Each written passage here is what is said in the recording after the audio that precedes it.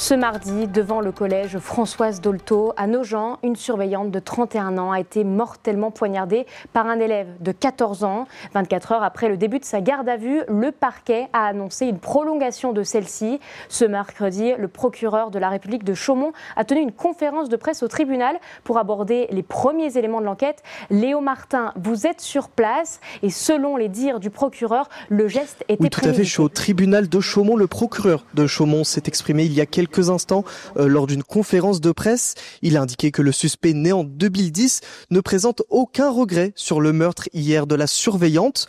Il aurait pris le couteau le plus gros de sa cuisine de chez ses parents.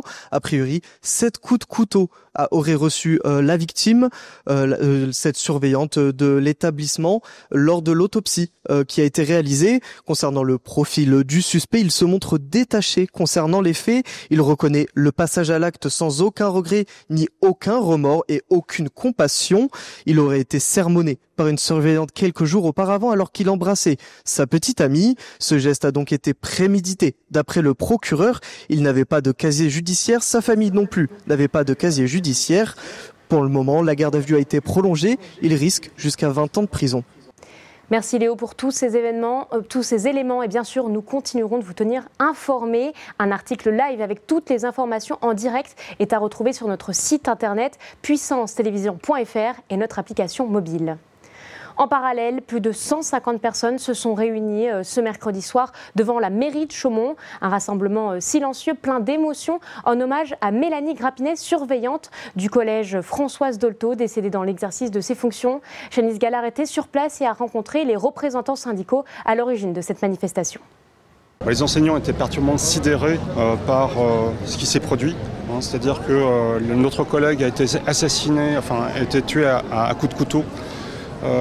Donc en exerçant ses fonctions.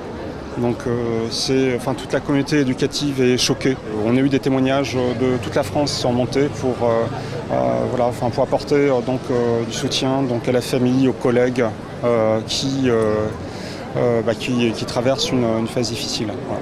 Que rajouter de plus ? De toute façon, c'est très récent, donc c'est difficile de se détacher de l'événement lui-même pour analyser la situation vis-à-vis de l'éducation nationale, vis-à-vis des conditions de travail qu'on a dans le milieu rural. C'est pas tout à fait le même genre d'événement qui peut arriver dans le cadre citadin, dont on parle beaucoup. Mais il faut savoir que dans le secteur rural, il y a aussi de la misère, il y a aussi toutes sortes de choses qui font que les élèves, les jeunes en général, et les familles sont pas forcément bien non plus et peuvent à tout moment déborder. Et à savoir que sur les réseaux sociaux, les messages de soutien se multiplient envers la famille et les élèves qui ont vécu ce traumatisme.